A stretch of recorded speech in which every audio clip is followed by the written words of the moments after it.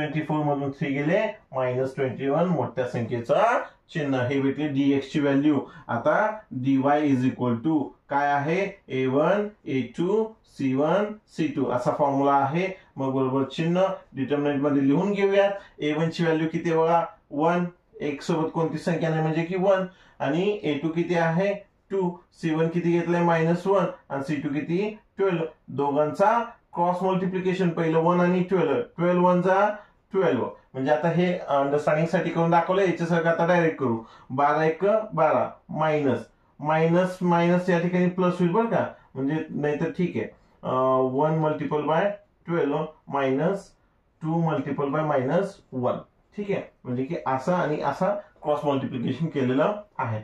12 1 जा 12, 12 1 12 minus minus plus झालं 2 1 जा 2 आणि 12 आणि 2 किती होते या ठिकाणी 14, म्हणजे की 12 and 2 12 plus 2 is equal to किती झालं 14 झालं.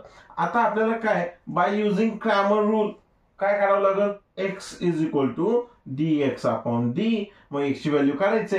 dx किती काढले -21 काढले आणि d ची व्हॅल्यू किती आहे -7, मायनस मायनस प्लस झालं 7 3 21. x ची व्हॅल्यू किती झाली 3, म्हणजे 7 ने 21 ला डिवाइड केलं ना, 7 1 जा 7 7 2 जा 14 7 3 जा 21. आणि मग आपण या ठिकाणी y ची व्हॅल्यू काढायची असेल तर dy अपॉन d. मग dy ची व्हॅल्यू किती घेतलं होतं आपण 14, d ची व्हॅल्यू किती आहे -7, मग 7 2 जा 14 म्हणजे की -2 असं आन्सर आलेलं आहे. म्हणजे x ची व्हॅल्यू 3 आणि y ची व्हॅल्यू -2 आपण असं काढलेलं आहे. हा तिसरा एक्झाम्पल होता आजच्या पार्ट मधला. आपण हा शेवटचा एक्झाम्पल घेतलेला आहे. राहिलेले 3 एक्झाम्पल जे आहेत ते आपण नेक्स्ट पार्ट मध्ये घेणार आहोत. आय होप की हे तिन्हीचे तिन्ही एक्झाम्पल आपल्याला व्यवस्थित समजलेले आहेत आणि आवडलेलं असेल तर आपल्या चॅनलला मला मोटिवेशन म्हणून, प्रोत्साहन म्हणून की जास्तीत जास्त मी व्हिडिओ बनवायला पाहिजे. मी विचार करतोय की मॅथ सोबत सायन्सचे पण काही व्हिडिओ जेवढी माझी तयारी आहे त्या पद्धतीने अपलोड करण्याचा मी प्रयत्न करणार आहे.